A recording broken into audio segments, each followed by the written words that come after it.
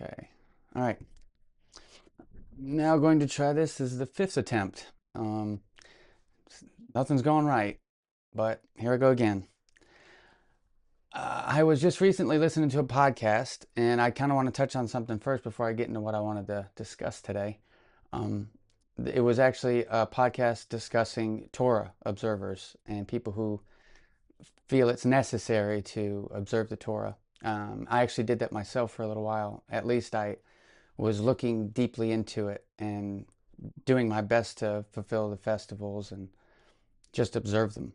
And I would just, anybody who's kind of considering these things, I would just ask that you would consider this.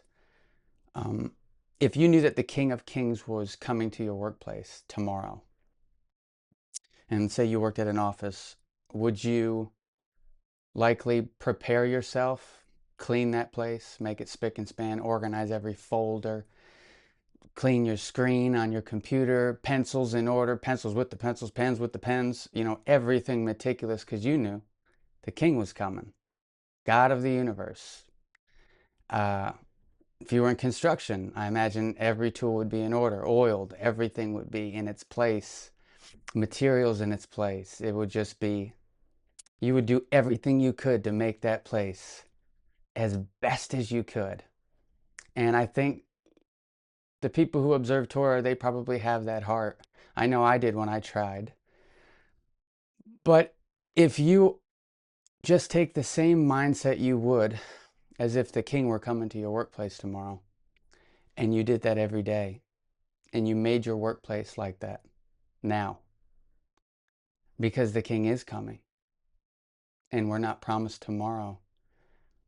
So instead of bickering and maybe causing contention about whether or not we should or if it's necessary to do these things, we should focus on our own eyesight so that we can see clearly. Um, I believe that the festivals now, after stepping back a bit, I believe that the festivals were just a part of God's covenant plan to restore us back to Him. And it was necessary for the Israelites, or His chosen people, to go through these things and to make it a public display like we do with baptism. He had to have it happen on earth, and He chose a people to do it. And they did it to the best of their ability till Christ came and then fulfilled it all. So if you want to do it, then do it.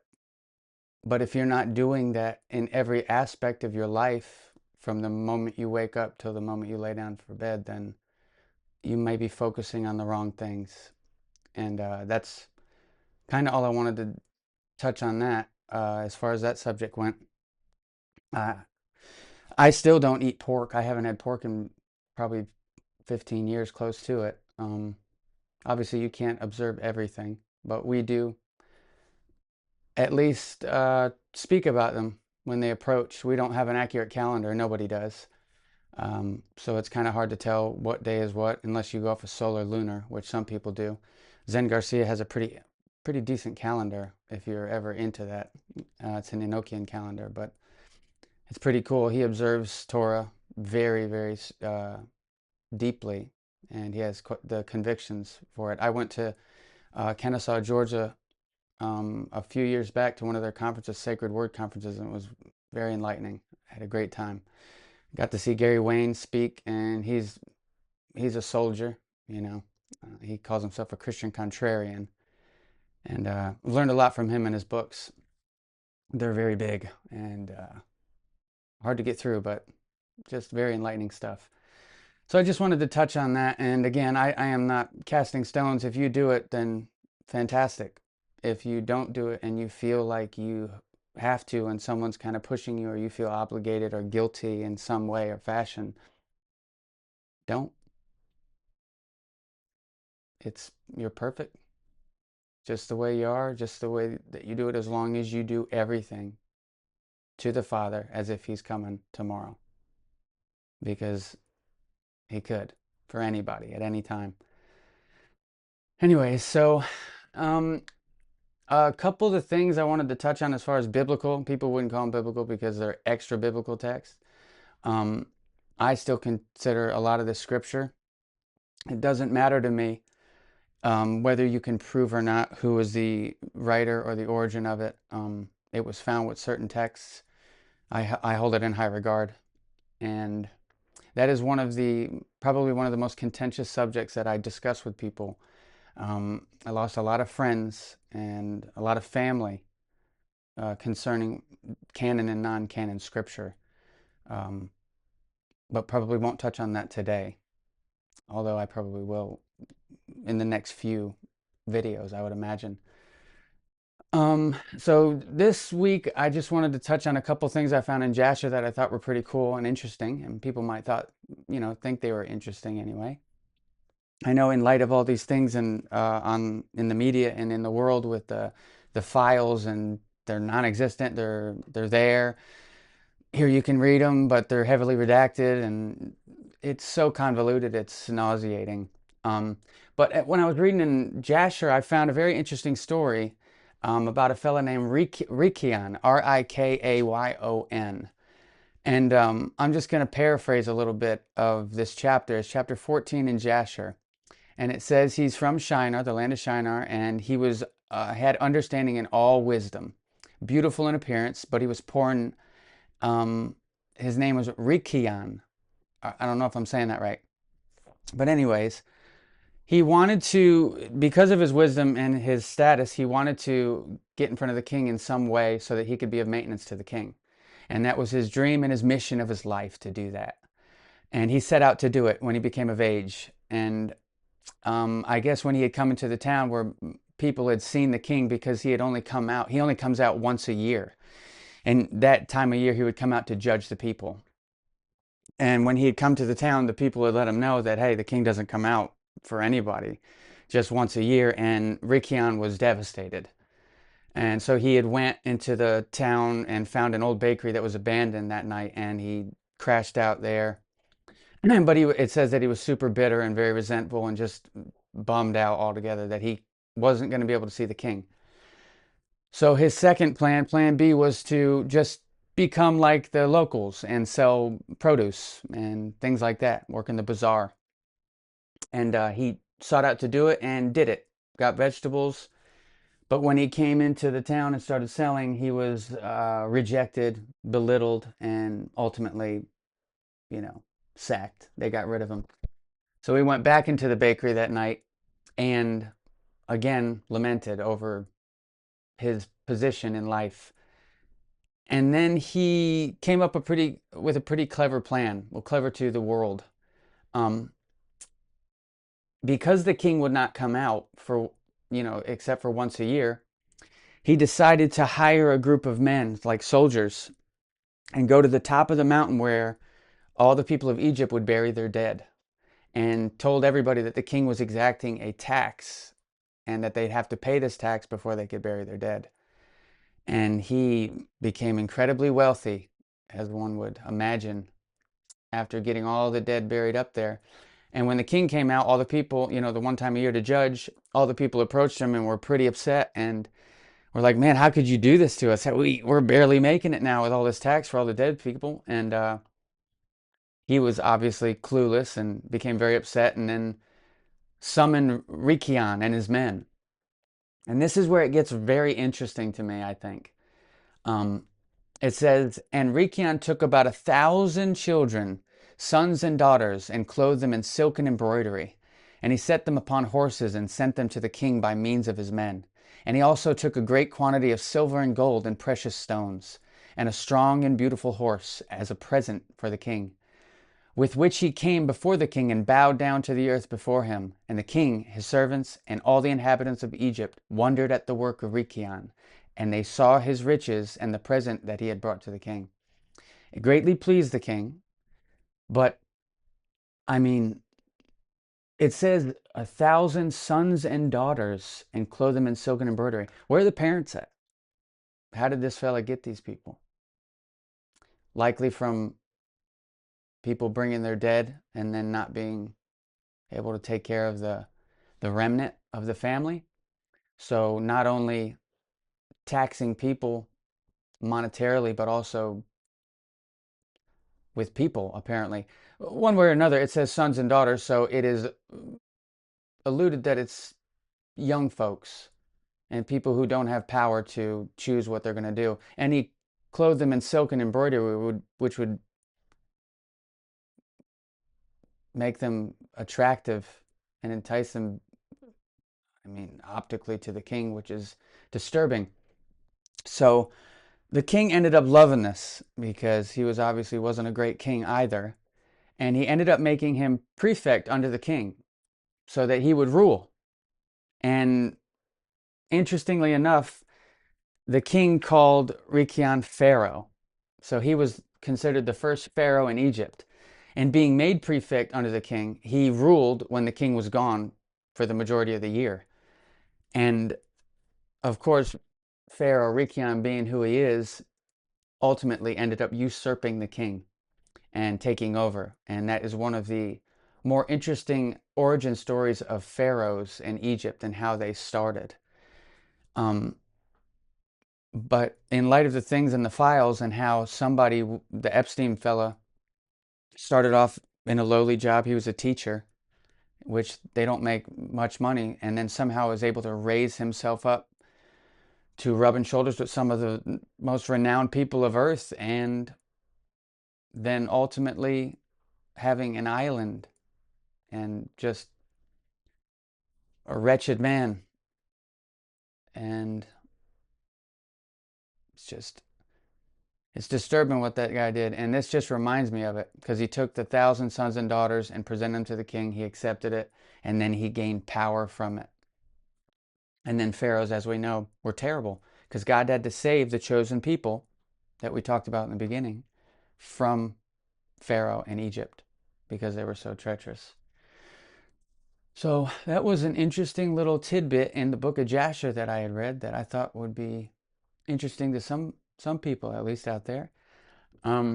Another little line that I caught the other day when I was reading in chapter 18, it says, it's talking about in the days of Sodom and Gomorrah.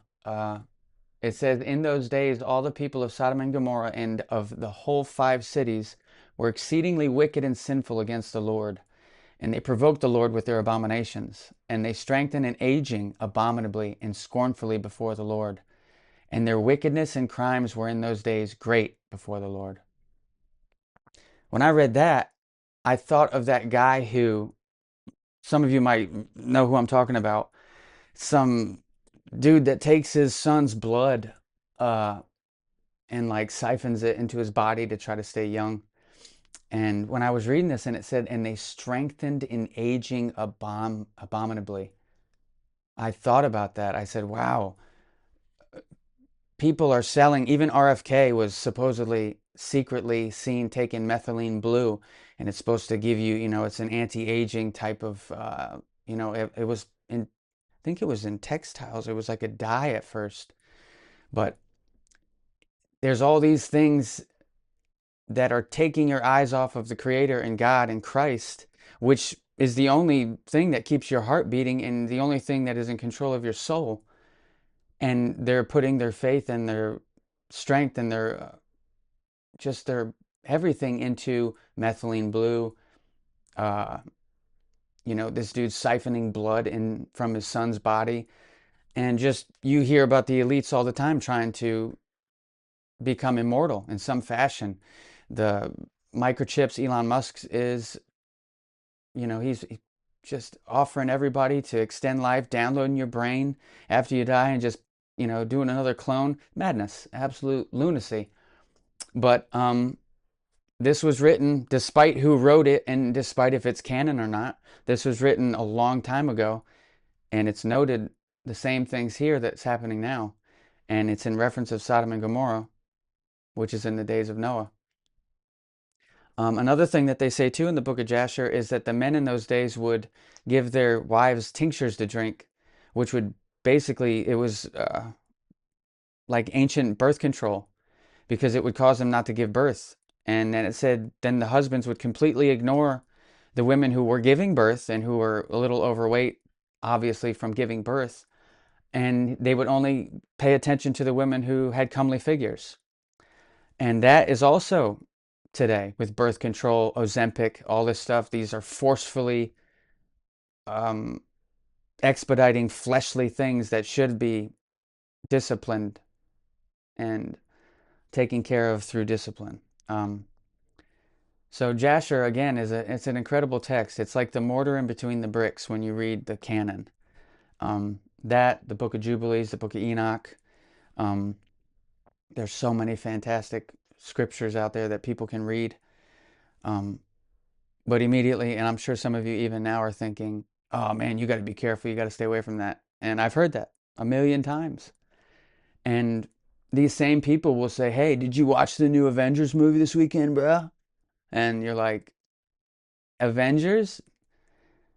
No, no. That has violence, cursing in it, denies Christ in it. Chris Pratt. It's just all around mockery, Nephilim type stuff because it's half God, half man. Um, and they'll watch that movie and wear T-shirts, and they got it as their screen on their phone, and they're going to Disney and parading around in outfits of it. It's like, and then you're telling me not to read the Book of Jasher, and you better be careful. It's like, man, uh, you can enjoy your Star Wars and all that stuff. Enjoy it as much as you want, but for the people out there bashing the the other texts like the Book of Jasher and Jubilees and Enoch, I have found a lot of hypocritical people in their positions in that because they've made the Bible or the canon their authority, and there's a lot of danger in that. Even Paul knew that. That's when he said the letter kill. It's gone, and Jesus fulfilled the original scripture is what we had. And again, I'm not going to get into that now. I'll get into it later because I have so much to say about that subject. Let's see, what else did I want to touch on in this video? There was a cool story that I watched on EWU. It's EWU body cam. It's like this police footage stuff.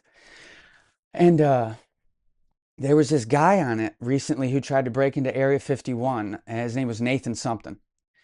And when I watched it, I only watched it because of that. He's trying to break into Area 51. So I said, this ought to be, interesting. But honestly, at first when I read it, I was like, just another day, another kooky day in America.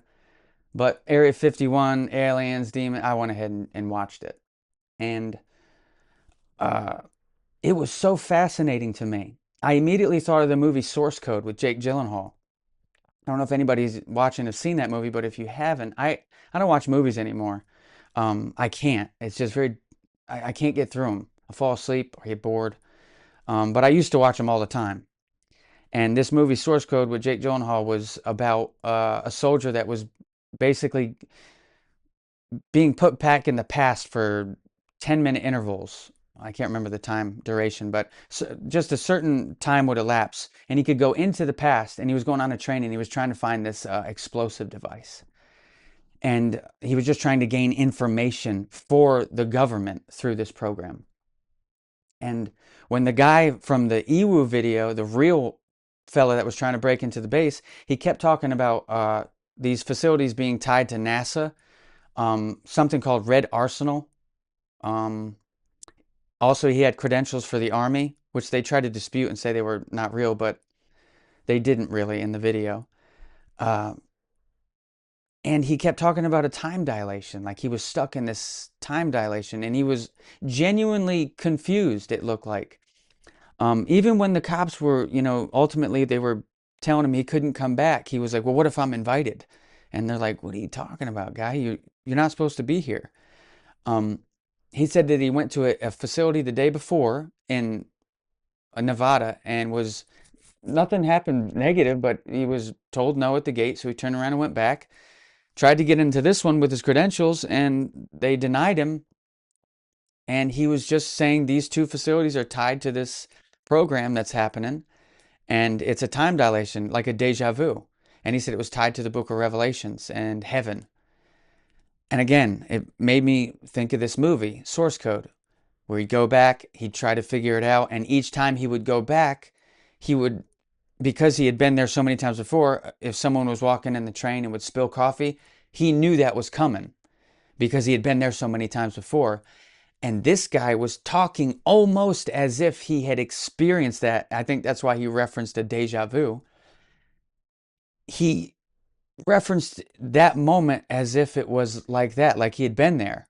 It almost to me seemed like he was preemptively, he knew what the cop was going to ask, and he knew how to answer it in a way that didn't cause him to just immediately get arrested. Or it was just very interesting. If you get a chance, check it out. Um, I would play the video, and I'm still learning about copyrights and whatnot. I see people play little clips of videos, and then, a couple weeks later they say, hey, I got flagged, and my video got flagged, and I don't want to go through that. So I'm still learning on whether or not I can play a video and how much I can play and all that. So eventually I'd like to just play it so I wouldn't have to describe it as much. Um, and it would just be a lot easier on me. So that was another subject I thought was cool I could talk about this week, but I don't have too much to touch on. I'm going to try to become more consistent, like I said. I tried to record this one 3 or 4 times. It got erased, something came up, something happened, and it just didn't work out. So I'm trying it again. Hope this one works. And please, if you have any comments, I'd love to hear from people. Comments, questions, concerns. And appreciate you watching, and I'll catch you on the next one. Peace.